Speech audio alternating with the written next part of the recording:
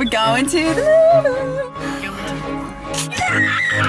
Yeah, we're going to the movies! Woo! It's such a party! The movies. Everyone loves them. Going to the movies has become an exciting event with friends and family.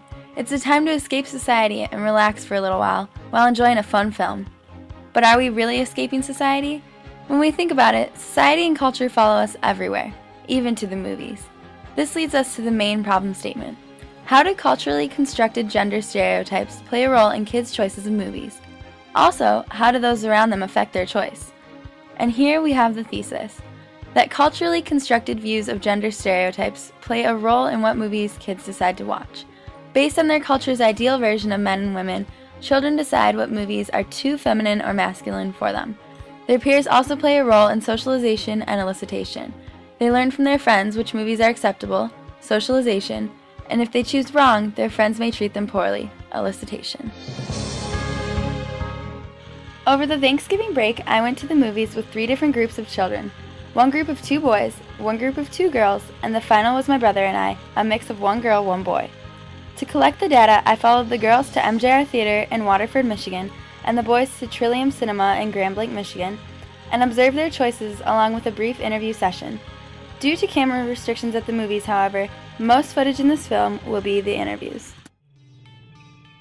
When observing the kids choose the movie they would see, it was clear that they immediately rejected movies that were culturally determined as movies that would be viewed by the opposite of their own gender. The boys, for example, did not want to see Breaking Dawn, a movie about a young girl's romance with a vampire, and when suggested, they immediately wanted to see Immortals, a movie with lots of blood, guts, and fighting. The girls, on the other hand, were dying to see Breaking Dawn and even said, "Every girl does. You can't just be a girl and not go to Twilight." When my brother and I went, however, we chose a gender-neutral movie, Arthur Christmas. It wasn't too girly for my brother, nor too bloody and horrific for me. After choosing and viewing these movies, I asked the kids a couple questions, and this is what they said. Lovey-dovey and romantic. Chick flick, it's like romance, something that a girl would like dream about. Drama and like romance. Romantic and dramatic, I guess. Lovey-dovey and cute. Action-packed, just suspenseful. More action, guts, gore. Blood. A lot of action. Action and gory, faster and more intense. Not at all. It was all romancy and lovey-dovey. Yeah, it's good for both genders. No, that's kind of gory. There's a lot of blood and stabbing and killing. Gross movie. It's like all actiony and yeah, too guyish. Definitely not girly. No, never in a million years. It's a girly movie. It's a girl. No, kind of boring. Kind of a girly movie.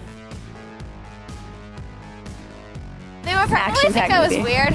They would probably make fun of me. They would ask why.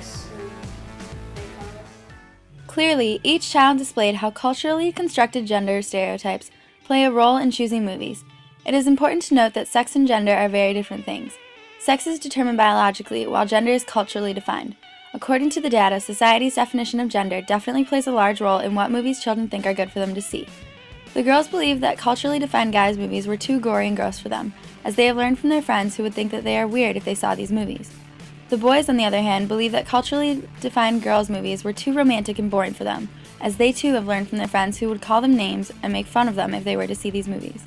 This proves that culturally defined gender stereotypes clearly play a role in decision-making when children go to the movies, and that their peers help to define genders and which movies are acceptable for each gender as well. Through socialization, or learning how to behave like a proper man or woman, and elicitation, or negative reactions towards inappropriate gender behavior, these children have learned which movies are culturally defined as girls and guys movies. As proven through the analysis, it has become evident that culturally defined gender stereotypes do, in fact, play a role in children's decision-making at the movies. They learn from their peers in society which movies they should be seeing at the movie theater and which ones they should not be seeing based on their gender. This finding is important in showing how even the smallest of things can be affected by stereotypes set by society.